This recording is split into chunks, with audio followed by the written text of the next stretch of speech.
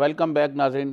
فتحانہ صاحب، آپ یہ بتائیں کہ کیا چیف منسٹر پنجاب بزدار صاحب کو تبدیل کیا جا رہا ہے؟ اس حوالے سے مختلف خبریں آ رہی ہیں، آپ ذرا اس بارے میں کوئی وضاحت کریں گے؟ دیکھیں، یہ اصل میں جب کوئی میڈیا کو اور کوئی ایشو نہیں نظر آتا تو بعض اوقات کوئی نہ کوئی نئی خبر آ جاتی ہے. ایز سچ کوئی ایسی بات نہیں ہے. اس وقت جہاں تک میری انفارمیشن ہے، بزدار صاحب کو تبدیل کرنے کا فیصلہ صرف وزیر اعظم کر سکتے ہیں، کیونکہ جماعت کے سربراہ بھی ہیں، وزیر اعظم بھی ہیں.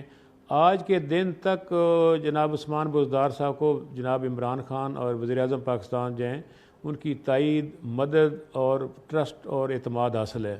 جب تک وزیر اعظم نہیں چاہیں گے ان کی تبدیلی نہیں ہو سکتی. کوئی کچھ بھی سوچتا رہے، مجھے معلوم ہے بہت سے لوگوں کی خواہش ہوگی، لیکن پھر عثمان بزدار جو ہیں بنیادی طور پر شریف آدمی ہیں، وفادار ہیں، تحمل بردار ہیں. ان کے لوگ ان کے سامنے باتیں بھی کرتے ہیں، وہ پھر بھی برداشت کرتے ہیں. یہ بڑے ان کے میں ٹالرنس بڑی ہے، برداشت بڑی ہے ان میں.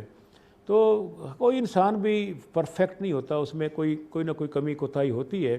کچھ چیزیں انسان وقت کے ساتھ سیکھتا ہے. وہ خود بھی ہائی کورٹ کے وکیل ہیں. عثمان بزدار کوئی ان پڑھ آدمی نہیں ہے، تحصیل ناظم رہے ہیں، ان کے والد صاحب بھی ممبر اسمبلی رہے ہیں. تو وہ بالکل غیر سیاسی خاندانی اپنے قبیلے کے سربراہ بھی ہیں، ساؤتھ پنجاب سے ہیں، سمجھدار ہیں. تو اب ہم توقع کرتے ہیں کہ ہر بندہ یہاں پہ کوئی بہت ہی بڑا اسکالر ہو اور بہت بڑا وہ کوئی ایڈمنسٹریٹر ہو، تو میرا خیال ہے کہ وہ شاید دنیا کے کسی کونے میں بھی نہیں ہوتا. خود پاکستان میں آپ جانتے ہی ہیں، یہاں صوبائی حکومتیں مختلف جماعتوں کی رہی ہیں، تو لیڈرشپ کی کوشش ہوتی تھی کہ آپ کے پتہ نہیں کیسا بندہ لایا جائے. تو اتنے حالات خراب نہیں ہیں. پنجاب میں گورننس کا نظام ایسا امپروو ہو رہا ہے، وہاں حکومت ڈیلیور کر رہی ہے. اور ان کے بارے میں تو بلکہ عرف عام کہا جاتا ہے، دوست باتیں کرتے ہیں کہ عثمان بزدار جنتی ہیں، یعنی کہ وہ جنت کے میں ابھی ان کا نام لکھا گیا ہے، جس طرح وہ عوام کی خدمت کر رہے ہیں. آپ نے ان کو کہا کہ وہ جنتی ہیں، کیا آپ ان کی کارکردگی سے خود مطمئن ہیں کہ ٹھیک ہے پنجاب میں ان کی کارکردگی؟ دیکھیں، گزارش یہ ہے کہ ہر شخص 100% مطمئن نہیں ہوتا. ہو سکتا ہے میں پورا مطمئن نہ ہوں، میری بہت خواہشات ہوں. ہر خواہش تو پوری نہیں ہو سکتی. وسائل کی کمی ہے، کچھ کمزوریاں مجبوریاں ہوتی ہیں ہر ایک کی. نیچے بیوروکریسی پورا تعاون نہیں کرتی، اسسٹ نہیں کرتی، ان کو فیڈ بیک نہیں دیتی. تو میں یہ نہیں کہتا کہ 100% عثمان بزدار صاحب پہ پورے ایم این ایز، پورے ایم پی اے، ساری پی ٹی آئی، ساری عوام، ساری دنیا خوش ہے. خوش تو لوگ اپنے 10 کام کریں 11واں نہ کہیں، اس پہ بھی لوگ ناراض ہو جاتے ہیں. لیکن اوورآل جو صورت حال ہے، میں سمجھتا ہوں کمپیریٹیولی عثمان بزدار صاحب ایک بہتر وزیر اعلیٰ ہیں. فتحانہ صاحب، آپ کے اتحادی ہیں چودھری پرویز الہی صاحب، وہ بھی کچھ ناراض نظر آتے ہیں. کیا وہ ناراض ہیں حکومت سے؟ دیکھیں، میں چودھری زور لئی جب ان کی اللہ تعالیٰ مغفرت کرے زندہ تھے، تب سے میرا اس گھرانے سے رابطہ تعلق واسطہ ہے. چودھری شجاعت پرویز الہی صاحب بھائیوں کی طرح ہیں، بہت پیارے دوست بھی ہیں. مونس الہی ہمارے برخوردار ہیں، حسین الہی اور باقی سب. ایسی بات نہیں ہے، وہ بالکل ناراض نہیں ہیں. ان کی ضرور یہ خواہش تھی کہ ان کو وزیر اعلیٰ پنجاب بنایا جائے، اور وہ نہیں بن سکے. جیسے حالات واقعات تھے، کیونکہ پی ٹی آئی چاہتی تھی کہ ہماری اپنی حکومت ہو پنجاب میں اور ہمارے اتحادی کی حکومت نہ ہو. ہر پارٹی کی خواہش ہوتی ہے، اس میں کوئی ایسی کوئی ان نیچرل بات نہیں کی پی ٹی آئی نے کہ ہم اپنی حکومت بنانا چاہتے ہیں.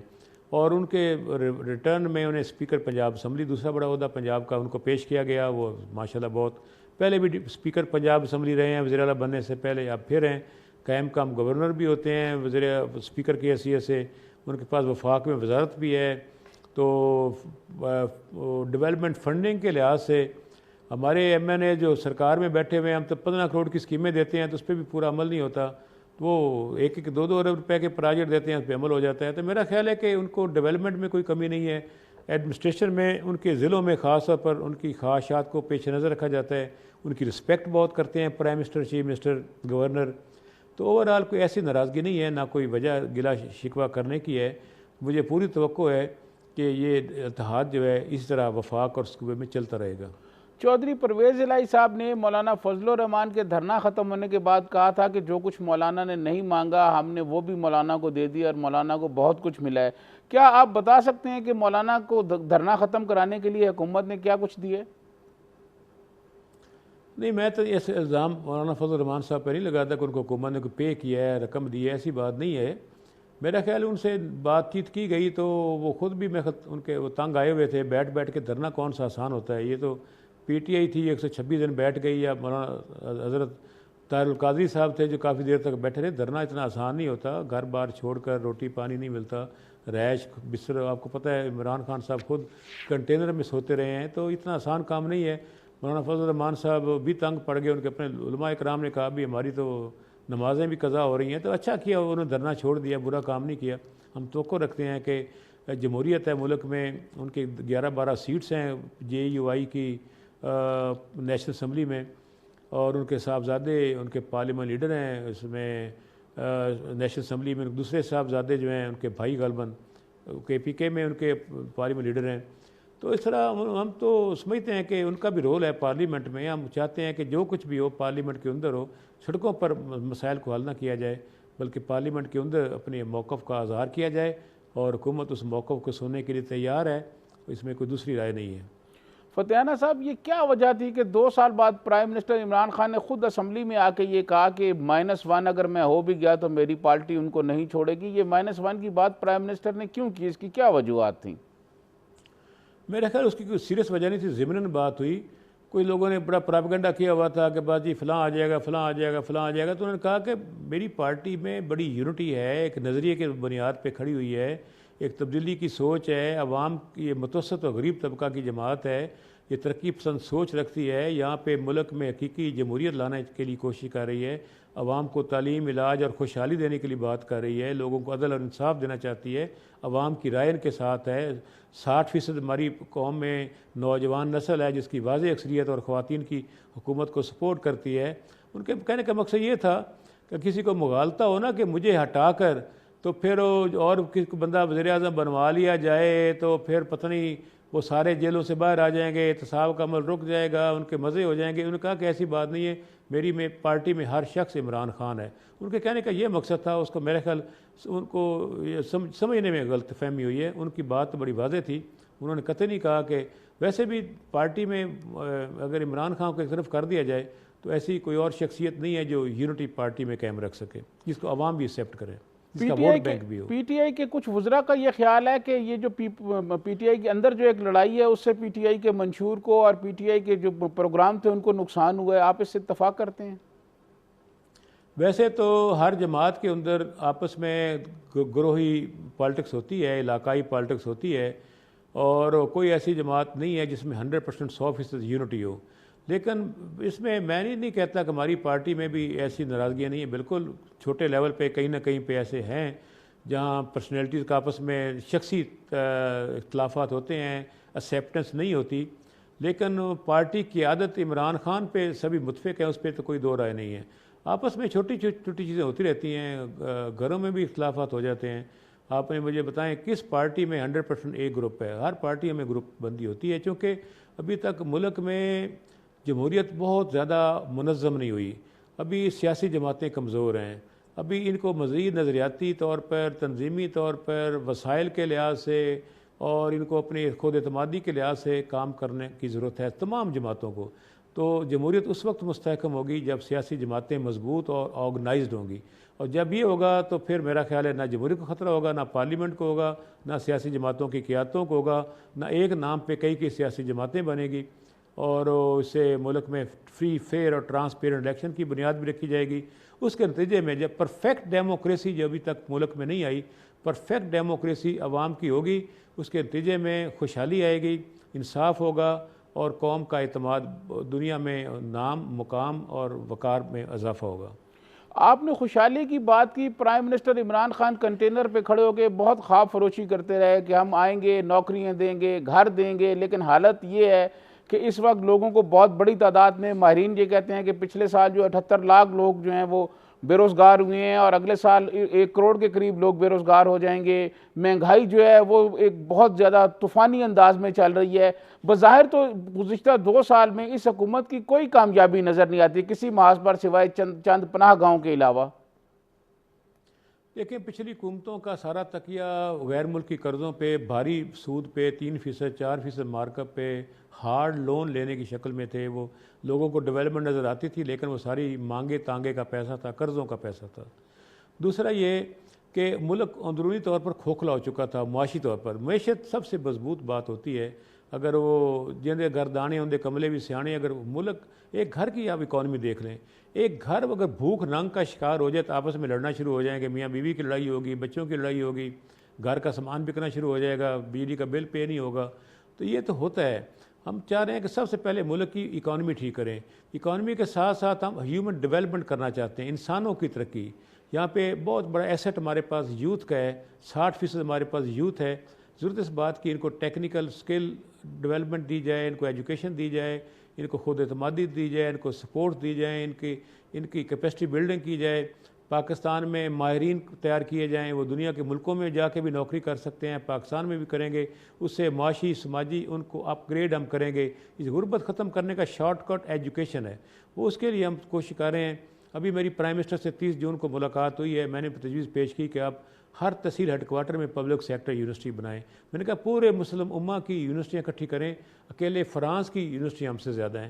ہم کس طرح دنیا کا مقابلہ کر سکتے ہیں؟ ہم نے بدقسمتی سے مسلم ممالک نے تعلیم ریسرچ کی طرف توجہ دی نہیں. جب دور تھا ابن خلدون کا, امام غزالی کا, وہ اس دور میں جب بڑے اپنا یہ دنیا میں بڑے بڑے اسکالر مسلمانوں نے پیدا کیے, بغداد کی لائبریریز بہت مشہور تھیں. تو سلطنت عثمانیہ کا دور دیکھیں, باقی دیکھیں, تو تب دنیا میں مسلمانوں کی حکمرانی پھیلی ہے. جب ہم نے ریسرچ تعلیم پر توجہ ہٹا کر صرف بادشاہتوں پہ توجہ دی, کنگڈمز پہ توجہ دی, تو ملک دنیا میں انحطاط پذیر مسلمان ہوئے ہیں. فتیانہ صاحب آپ نے یہ کہا کہ معاشی حالت بہتر بنانا چاہتے ہیں, لیکن آپ نے جو اپنے معاشی ایڈوائزر لگائے ہوئے ہیں وہ تو سارے وہ ہیں جن کو آپ چور کہتے ہیں, وہ ان کے ساتھ سرو کرتے ہیں, اور یہ IMF کے آدمی ہیں, چاہے وہ باقر رضا ہوں چاہے حفیظ شیخ ہوں. اس سے معاشی حالت کیسے بہتر ہوگی؟ دیکھیں, ایک بندہ ایکسپرٹ ہے اپنے فیلڈ میں. ایکسپوز آپ نے دیکھا ہوگا جب کوئی بھی نیا چینل آتا ہے میڈیا کا, تو وہ کوئی باہر سے نیا میڈیا مین تیار نہیں کرتا, وہ کسی نہ کسی چینل سے اچھا اینکر پرسن اٹھاتا ہے, اچھا میڈیا مین اٹھاتا ہے, اپنی ٹی وی میں لے آتا ہے. اس کا یہ مطلب نہیں ہوتا جب حکومت بنے تو پھر آپ ایک نئی کھیپ تیار کریں 10-20 سال میں, تو کیوں نہ شارٹ کٹ کرتے ہوئے جہاں سے ایکسپرٹ ملتا ہے آپ کو اس کو اٹھائیں, تاکہ آپ اپنے ایجنڈا پہ, اپنی سوچ پہ, اپنے مینیفیسٹو پہ کام کی رفتار تیز کر سکیں. حفیظ شیخ صاحب میرے ذاتی دوست ہیں, بہت اچھے انسان ہیں, میں ان کو بہت دیر سے جانتا ہوں. جب وہ پیچھے اپنا مشرف کے ساتھ سے لو کر مشرف کے ساتھ تھے جب, تو اس وقت میرا خیال ہے کہ ان کا اچھا میں نے پرفارمنس دیکھی ہے. بعد پیپلز پارٹی کے دور میں بھی رہے, آج بھی ہیں, 3 حکومتیں سے استفادہ کر چکی ہیں. تو وہ سیاستدان ہے ہی نہیں. پہلی بات ہے حفیظ شیخ صاحب سرے سے سیاستدان نہیں ہیں, وہ مکمل طور پر ٹیکنوکریٹ ہیں, اور وہ ملک اور قوم کے لیے کچھ کرنا چاہ رہے ہیں. کیا ہے انہوں نے, جب بھی آئے ہیں انہوں نے ملک کی اکانومی کو ٹھیک کرنے کے لیے اقدامات کیے ہیں. ریاض فتیانہ صاحب, پرائم منسٹر عمران خان نے تو پوری حکومت ہی ٹیکنوکریٹس کے حوالے کر دی ہے. جو آپ جیسے لوگ, ہزاروں اور لاکھوں لوگ ووٹ لے کے آئے ہیں, عوام سے منتخب ہو کے ہیں, وہ تو سارے کے سارے نظر انداز ہیں, اور اہم وزارتیں جو ہیں وہ ٹیکنوکریٹس کے پاس ہیں.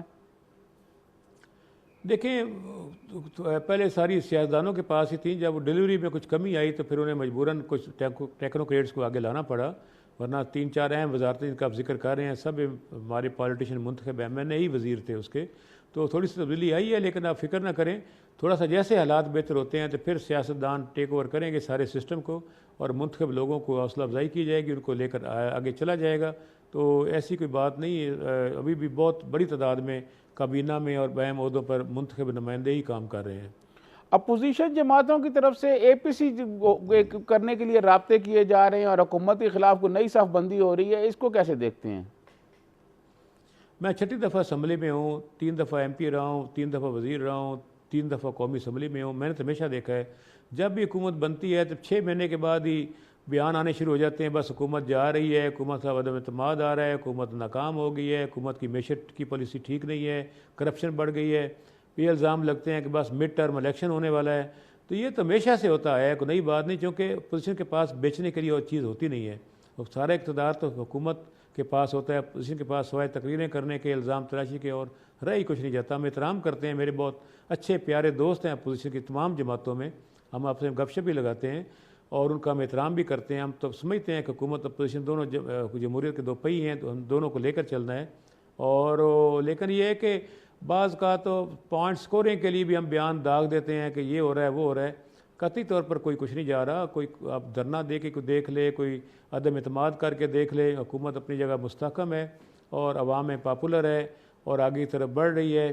لیڈرشپ ایک اسٹرانگ لیڈرشپ ہے جو کسی دباؤ میں آنے والی نہیں ہے, آنیسٹ ہے, کمپیٹنٹ ہے, اور خاص طور پر محب وطن ہے. اور کشمیر کا مسئلہ دیکھیں, ڈیڈ تھا, اس کو اٹھایا, اقوام متحدہ میں جا کر بھرپور پاکستان کی نمائندگی کی.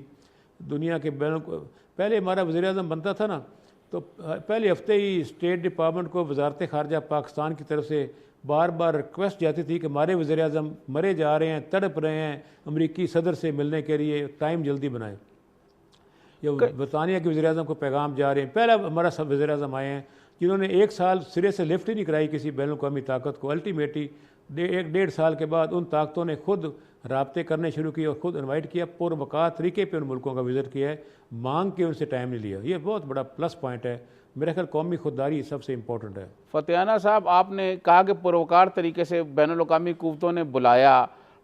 ٹرمپ صاحب نے یہ کہا کہ میں کشمیر پر جو ہے وہ ثالثی کے لیے تیار ہوں. اس کے 15 دن بعد مودی نے وہ اسپیشل سٹیٹس ختم کر دیا اور کسی بین الاقوامی طاقت نے ہمارا کوئی ساتھ نہیں دیا. اس کو آپ کس طرح دیکھتے ہیں؟ دیکھیں, گزارش یہ ہے کہ آپ کو یاد ہوگا جب ایسٹ پاکستان ہم سے الگ ہوا ہے تب 7واں بحری بیڑا نہیں پہنچا تھا پاکستان میں. اپنی حفاظت خود کرنی پڑتی ہے, اپنی لڑائی خود لڑنی پڑتی ہے.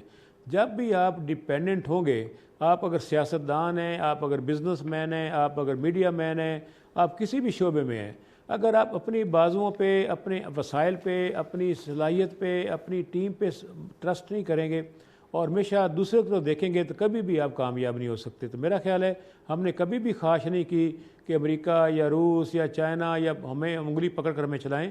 ہم نے اپنا وزن خود اٹھانا ہے. دنیا کی کوئی طاقت کسی کا وزن نہ اٹھاتی ہے. فتح صاحب, جن کو چور اور ڈاکو پرائم منسٹر کہتے ہیں, ان کے زمانے میں لوڈ شیڈنگ کی یہ صورتحال تو نہیں تھی جو آپ کے صورتحال ہے. 18 گھنٹے کراچی میں لوڈ شیڈنگ ہو رہی ہے, جنوبی پنجاب میں 12 گھنٹے لوڈ شیڈنگ ہو رہی ہے. وہ جن کو چور ڈاکو کہتے تھے ان کے زمانے میں تو یہ صورتحال نہیں تھی لوڈ شیڈنگ کی. جی, ان کے دور میں بڑی بری حالت تھی. مجھے خود یاد ہے اتنی بری حالت تھی کہ 12 گھنٹے بجلی نہیں آتی تھی. ایسی بات نہیں ہے, اب حالات پہلے سے بہتر ہوئے ہیں. کہ الیکٹرک کا معاملہ ڈیفرنٹ ہے, آپ کو معلوم ہے. اس میں گورنمنٹ کا ڈائریکٹ ایگزیکٹو کنٹرول نہیں ہے. ہمارے گورنمنٹ کے شیئرز ہیں لیکن اس کا ایگزیکٹو کنٹرول مڈل ایسٹ کی ایک کمپنی کے پاس ہے جو وہاں کے شاہی خاندان سے بھی تعلق ہے. جس سے ہمارے پاکستان کے سیاسی تعلقات بھی ہیں. مجبوراً ہمیں وہاں سے فارن ایکسچینج بھی لا کے اپنے بینکوں میں رکھنا پڑتا ہے. کچھ مسئلتیں مجبوریاں ہو جاتی ہیں کہ ہم کوئی ایکشن نہیں لے سکتے. لیکن اس میں کوئی رکاوٹ نہیں ہے کہ کراچی میں اور صنعت کار بزنس مین کمیونٹی آگے بڑھے اور نئی کمپنی وہاں پرائیویٹ سیکٹر میں بنا لیں. کسی صوبائی حکومت کو پابند نہیں کیا گیا کہ وہ بجلی پیدا نہیں کر سکتے, اپنی بجلی کی ڈسٹریبیوشن کمپنی نہیں بنا سکتے. بھلے سے تمام شہروں کو, تمام بزنس مین کمیونٹی کو, تمام صوبوں کو چاہیے کہ اپنی بجلی بھی پیدا کریں, ڈپینڈنٹ نہ ہو وفاق پہ, اور اپنی ڈسٹریبیوشن کمپنیاں بھی قائم کریں. کہ الیکٹرک کے علاوہ وہاں پہ 3-4 کمپنیاں اور بھی بنائیں. جب اوپن ہیلدی کمپٹیشن ہوگا تو اس سے میرا خیال ہے کہ پرفارمنس اسی کی جس کی اچھی پرفارمنس ہوگی اس سے لوگ بجلی پرچیز کریں گے. اوپن ہوگا, ایک اچھی الیکٹرسٹی نہیں دے رہی اس سے لوگ ڈسکنیکٹ ہو کے نئی کمپنی کے پاس چلے جائیں گے. یہ اس کا حل ہے. فتح صاحب, بلاول بھٹو زرداری نے چند روز پہلے ایک پریس کانفرنس کی اور اس نے جو نکات اٹھائے ان نکات کا ابھی تک حکومت کی جانب سے کوئی جواب نہیں دیا گیا. وہ بار بار یہ کہتے ہیں کہ ان کا جواب نہیں دے رہے. اس کی کیا وجہ ہے؟ میں خیال حکومت بعض اوقات کو چیزوں کو سمجھتی ہے کہ یہ جسٹ صرف پوائنٹ سکورنگ پہ اپوزیشن رہنما بات کرتے رہتے ہیں. ہر بات کا جواب دینا ضروری نہیں ہوتا, کیونکہ ہم قوم کی خدمت کے لیے دن رات محنت کر رہے ہیں, کوشاں ہیں, تو ہم ایسے بلا وجہ ہر چیز پہ اپنا ٹائم ضائع نہیں کرتے. یہ وجہ بھی ہے. فتح صاحب, پرائم منسٹر عمران خان کے بچے خود تو ملک سے باہر ہیں, ان کے تو یہاں بچے نہیں ہیں, لیکن یہ جو لوگوں کے بچے بے روزگار ہو رہے ہیں, اسکولوں میں تعلیم نہیں مل رہی, آن لائن کلاسز شروع ہوئی, تو وہ غریب آدمی جو ڈیرہ غازی خان میں بیٹھا ہوا ہے, جو جنوبی پنجاب میں بیٹھا ہوا ہے, وہاں تو انٹرنیٹ کی سہولت نہیں ہے. خود پرائم منسٹر عمران خان کے حلقے میاں والی میں ٹیلی فون کال کے بوسٹر نہیں ہیں. تو ایسی صورت میں یہ جو تعلیم کی صورتحال خراب ہوگی, اس کو کیسے بہتر بنایا جائے؟ دیکھیں, ایک تو یہ پلس پوائنٹ ہے کہ عمران خان صاحب کی لائبلٹی کوئی نہیں ہے. نہ اولاد کا ان کا بوجھ ان پر ہے, نہ خاندان کا بوجھ ہے, نہ کوئی فیکٹری ہے, نہ کوئی کاروبار ہے. تو صبح سے شام تک صرف اور صرف پاکستان کی بات کرتے ہیں. ان کا کیونکہ اس کے لیے آپ کو یاد ہوگا حضرت علی کرم اللہ وجہ نے بھی کہا, ارسطوٹل نے بھی کہا, ابن خلدون نے بھی کہا کہ بزنس مین ملک کے حکمران نہیں ہونے چاہیے, کیونکہ اس سے انٹرسٹ آف کلیش ہوتا ہے، انٹرسٹ کا کلیش ہوتا ہے۔ تو اس میں سلسلے میں دوسری یہ کہ میں اس سے اتفاق کرتا ہوں آپ کی بات سے کہ بجلی ہونی چاہیے۔ اس 21ویں صدی میں ہر قیمت پہ بجلی ہونی چاہیے۔ میرے اپنے حلقے میں کئی ایسے دیہات آبادیاں ہیں جس میں بجلی نہیں ہے۔ میں نے ابھی 30 جون کو پرائم منسٹر سے ریکویسٹ کی ہے کم از کم آپ اناؤنس کریں کہ پاکستان کے کراچی سے چترال تک جتنا ہے جو آبادی 5 گھر سے زیادہ ہے بجلی کے بغیر، اس کو ترجیحی بنیادوں پہ الیکٹریسٹی فراہم کی جائے۔ نمبر 2، جو 1 سے 4 گھر ہیں وہاں پہ الیکٹریسٹی کی لائن بچھا کر بڑا خرچہ کرنے کی بجائے ان کو سولر پینل دیے جائیں تاکہ وہ سورج کی مدد سے کم خرچے سے اپنے گھروں میں بجلی پیدا کریں۔ یہ تو میں آلریڈی آپ کی بات سے اتفاق کرتا ہوں کہ بجلی ہر شخص کا دیکھیں نا، ڈیولپمنٹ جو ہے نا یہ بھی فنڈامنٹل رائٹ ہے۔ آرٹیکل 8 سے 28 تک انسانی حقوق کو کور کرتے ہیں ہمارا آئین جو ہے، اور 29 سے 40 تک پرنسپلز آف پالیسی ہیں جو ہمارا آئین ریاستی گارنٹیز فراہم کر رہا ہے عوام کو کہ ہم آپ کو لک آفٹر کریں گے۔ اس لیے جب ہم ڈیولپمنٹ کی بات کرتے ہیں، وہ پانی صاف پینے کی بات ہو، سینیٹیشن ہو، کلائمیٹ کے درختوں کی، آپ نے دیکھا 10 بلین درخت ہم لگا رہے ہیں پہلی مرتبہ، 10 ارب۔ اس کے ساتھ سڑک، سکول، بجلی، گیس، آپ کا ہیلتھ سیکٹر، یہ ساری آپ کی انسانوں کی بنیادی ریکوائرمنٹس ہیں۔ یہ عیاشی نہیں ہے، یہ بنیادی ضروریات ہیں۔ فتح صاحب، یہ اس وقت جو ملک میں سیاسی تلخی پیدا ہو گئی ہے، اس کو ختم کرنے کے لیے حکومت کی جانب سے کوئی اقدام کیا جا رہا ہے؟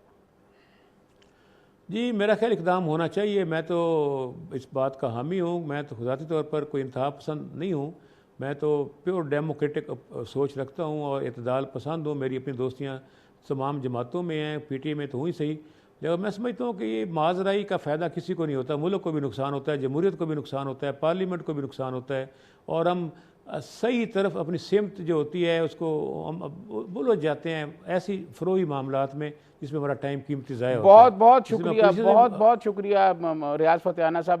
ناظرین، آپ نے ریاض فتح صاحب کی گفتگو سنی اور انہوں نے یہ کہا کہ یہ ملک میں جو سیاسی تلخی پیدا ہو گئی ہے یہ نہیں ہونی چاہیے۔ سیاسی تلخی سے صورتحال خراب ہوتی ہے، اس سے ملک کو نقصان ہوتا ہے۔ اسی کے ساتھ سجاد ترین کو اجازت دیجیے، انشاءاللہ آئندہ ہفتے پھر ایک نئی شخصیت کے ساتھ حاضر ہوں گے۔ اللہ حافظ۔